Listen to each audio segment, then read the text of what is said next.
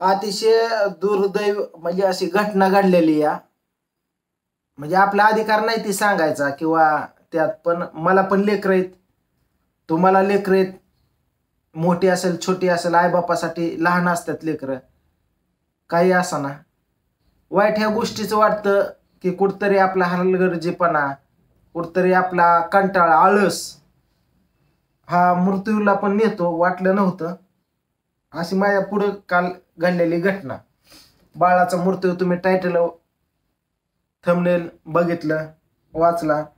नक्की भानगड काय या रात्रीचा किस्सा आहे हा. एका आईने लहानपणापासून जन्म 9 महिने 9 दिवस पोटात ठेवून वाढून त्याला गोंजरून एक नातं निर्माण झालेलं असतं आई लेकराचं. आणि ते अचानक तर सोडून गेल्यानंतर आईची अवस्था काय होती ते रात्री मी बघितलेली नाही, आम्ही सुद्धा अनुभवलेली. कारण आमचं सुद्धा तुम्हाला सांगतो राधूच्या पाठवरती आम्हाला मुलगा झालता ओमच्या अगोदर, तो सुद्धा असंच एक्सपायर झालता. त्या टायमिंगला हिचं काय हाल होतं तुम्हाला ह्याच्या अगोदर मी व्हिडिओमध्ये सांगितलेलं आहे, त्याची स्टोरी कशी झालती काय झालतं. पण त्या अगोदर हे सांगतो की रात्री काय झालं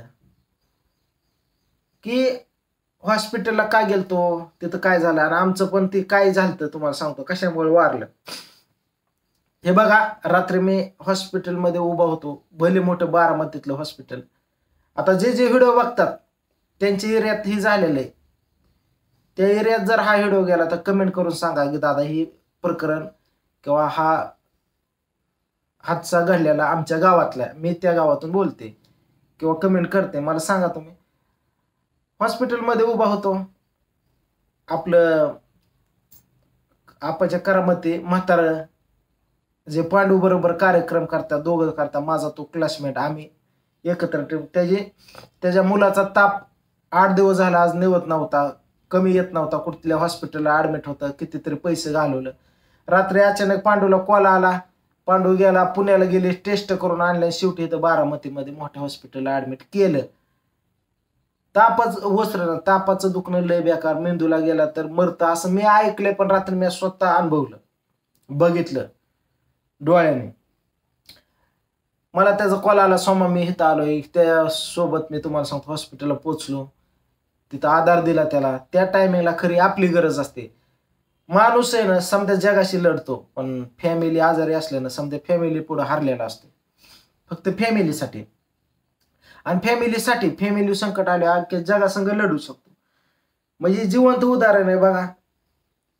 अशा गोष्टी येत्या, भले सावकार का असाना, पण आपल्या लेकरावर अन्याय होत असला तर गरीब माणूस सावकार अंगावर जातो, का तर आपल्या लेकरावर वेळ येते. अशा किस्सा असते. तर असो, मी हॉस्पिटलमध्ये उभा होतो, मुलाला ऍडमिट केलं, त्याच्या 4 महिन्याचं लेकरू आहे, त्याचं मुलगा आहे, ऍडमिट केलं, तापाचं हे ते चालू होतं आमचं बोलणं. अचानकच एक लेडीज तुम्हाला सांगतो हातामध्ये लेकरू का असं चिपकून घेऊन सनाट पळत आली, तिच्या मागं तुम्हाला सांगतो 2 मुली, परत 2-3 परत मागं अशी पळत आली. वाकडतो आणि इकडं जाऊ का तिकडं जाऊ तिला कळणार, कुठं न्यावं काही कळणार नाही, नुसतं येड्यागत पळत होती. मी समोरच उभा होतो, अशी आली अचानक तुम्हाला सांगतो. आणि मी ज्या वेळेला बघितलं बाय पण चांगली तब्येतीने, हे ती चांगल्या घरातले असे वाटले, आणि बाळ पण गुटगुटी चांगलं. फक्त मला त्याचं पाय दिसलं, नुसतं का असं लोंबत होतं, असं होत होतं पाय आणि हात असं म्हणजे जसं ती पळवून तसं ते हलवत, म्हणजे हे जमा. पण असं समजलं की मला की ते या काही की गार पडलंय, म्हणजे काय लेकरं बोलायची बंद होते, अचानक थंड पडते, तसं झालंय. म्हणून एवढं मला काय वाटलं नाही होईन व्यवस्थित. पण नंतर समजलं, तिथं मी उठलो बाकड्यावर, ते समोर गेलो, म्हणलं तुम्ही, म्हणलं मी आताच आलो. मग मी म्हणलं काय झालं, ती म्हणलं बाळा अचानक गप्प पडलंय. ते एक लेडीज होती, तिला म्हणलं ह्याच्या अगोदर कधी, ती म्हणली दादा माझं नाही, म्हणली मीच बघायला आली, म्हणली ही पळत आली. म्हणून तिथं आमचं तिकडं पेशंट आहे. एक मुली दारात उभा होती, लुकडायला रडत होती, नुसतं जीव आतमध्ये कोणाला येऊन देत नव्हते. 2 जण तिथं होते, त्यांच्या संग आम्ही बोलत होतो, अजून माझ्या बरोबर होते, ते बोलत होते. कुठले आहेत काय, म्हणले बेगवनचे आहेत आम्ही, डाळच गावचे बेगवन पसले. बघा तिथून कोण असलं कमेंट करून सांगा काय झालं काय नाही. तर मग गार पडलं असू द्या, काही समजलं नाही आणि अचानकच एका डॉक्टर बाहेर आले. म्हणले तुमचे पुरुषामध्ये नातेवाईक कोण आहे, वडील कुठे आहे? वडील त्याचं नाही, ते म्हणले कुठे आहे, काय ते समजलं नाही. दुसरा नातेवाईक कोण आहे का? एक जण गेला आतमध्ये, ती पळत गेले की तुम्हाला सांगतो, पळत गेले. मी ज्या संग बोलत होतो हा तुम्हाला सांगतो, ती पळत आला की ह्याला बोलव, ही पळत गेला, ती पळत बाहेर आला की ही पळत बाहेर आला की ती दुसरं पळत आला. का म्हणलं काय चालू नक्की, काय कळा नाहीच मला. तवर तुम्हाला सांगतो, ती लेडीज जी लेकराची आहे ती एक दुसरी ती आली बाहेर, ती दारात पोरगी उभा होती, तिला म्हणली, तिचा हात असं कनवऱ्याला धरलं, ओढत नेलं, म्हणली चल चल. ती लागली काय झालं, काय नाही झालं, म्हणली चल. तवर एक जण बाळ घेऊन तुम्हाला सांगतो त्या मागे पळत होतो, त्या हॉस्पिटलमधनं दुसरीकडे. हा किस्सा समजा झाला. हे गेल्यानंतर तिथनं बाहेर आतमधनं डॉक्टर आले, ती तिथले सफाई कामगार वगैरे काय कर्मचारी आले, त्यांच्याशी थोडं मी बोललो. म्हणले काय झालं हो दादा, म्हणजे समधीच बोलले, मीच एकटा नाही, समधीच विचारपूस, समजायला मनात प्रश्न उभा ना, एक आईचा जीव कसा होत होता, धाकधूक काय.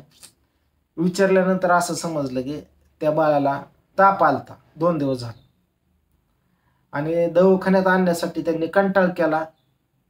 बेगोन एक 20 ते 24 किलोमीटर आहे, तिथनं डाळच काहीतरी एक थोड्याच अंतरावरती, आणि कंटाळ केला, आळस केला आणि उशीर झाला म्हणून आता कुठं न्यावं म्हणून ते म्हणले सकाळ जा.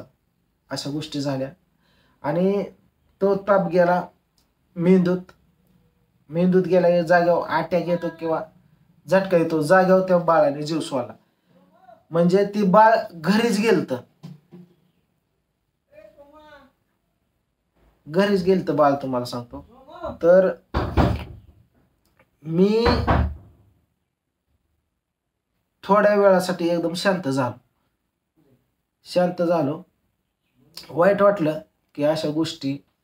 मग त्या वेळेला मला पण किंमत कळली की बाबा आता माझ्या मित्राने त्या बाळाला ऍडमिट केलंय. मग त्याला मी म्हणलं बघितला किस्सा कसा झाला, तो म्हणला हा ही किस्सा झाला म्हणून तर मी काळजी घेतो बाबा. पैसे काय आजचं उद्या येतात जातात, पण लेकरांची काळजी घेणं लय बेकार आहे. म्हणलं आता ह्याला कुठं नेलं, त्यांनी सांगितलं नाही की मृत्यू घोषित म्हणून त्या हॉस्पिटलला. उगा ते म्हणले आमच्या दवाखान्याचं नाव नको कुणीकडे जायला की बाबा हिथूनच मृत्यू, हिथनंच असं झालं. ऑलरेडी बाळ त्यांचं घरीच गेलतं, त्यांनी तिथनं 24 किलोमीटर तसंच आणलं. असा हा किस्सा घडला. म्हणले तिथं पोस्टमॉर्टमला सरकारी हॉस्पिटलला पाठवलं. तिथून ते सांगतात की संपलंय म्हणून, असं तसं. तो किस्सा ऐकून मला एवढं बेकार वाटलं. तो किस्सा सेम टू सेम माझ्या बाबतीत झालता. राधूच्या पाठीवर एक मुलगा झालता, तो पण असाच हसत खेळत गेला. हिला आठवडाभर आम्ही माहीत होऊन दिलं नाही. शेवटी बायांनी सांगितलं सांगून टाका आज ना उद्या. हिला घरी आणलं 4 दिवसांनी, तरी म्हणायचे कुठे कुठे दिसत नव्हतं हिला. कधी संपलं होतं. लय बेकार हाल झालता आमचं त्या टायमिंगला अशा गोष्टीत. तर आता तुम्हाला सांगतो, आपली लेकरं असेल तर त्यांची किती काळजी घ्यायचं. बाकी समजा दुखणं पिकणं ठीक आहे, पण तुम्हाला सांगतो तापाचं दुखणं लय बेकार. अंगात मुरलेलं कळत नाही, हसतं खेळतं लेकरू, पण तुम्हाला सांगतो कधी सोडून जाईल त्याचा विषय आहे. का हो दाजी,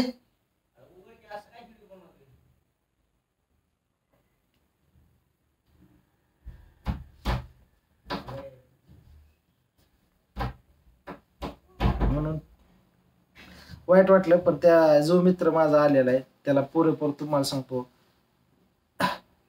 जेवण नाश्ता डब्बा. रात्री मी 2 वाजेपर्यंत थांबलो होतो. रातचं इथं आलो, चदर हातराय पांघरायचं, डब्बा हे ते पूजाने करून ठेवलं. तिथून गेलो.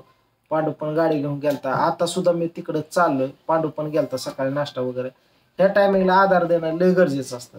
कुठल्या संकटात देऊ नका, फक्त हित द्या, कारण ही वेळ लय बेकार असते.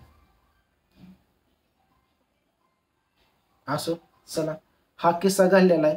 तर ज्यांना माहित आहे, गेली असेल रात्री ते पोस्टमॉर्टम झालं किंवा सकाळी दिलं असेल, नेलं असेल, ज्या गावातनं तिथनं असतील कोण, तर त्यांनी मला कमेंट करा.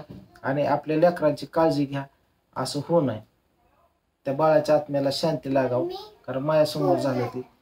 मला घरचं माझं कोणतरी असल्यानं वाटलं. लय जीव तर मला रातभर झोप आली नाही.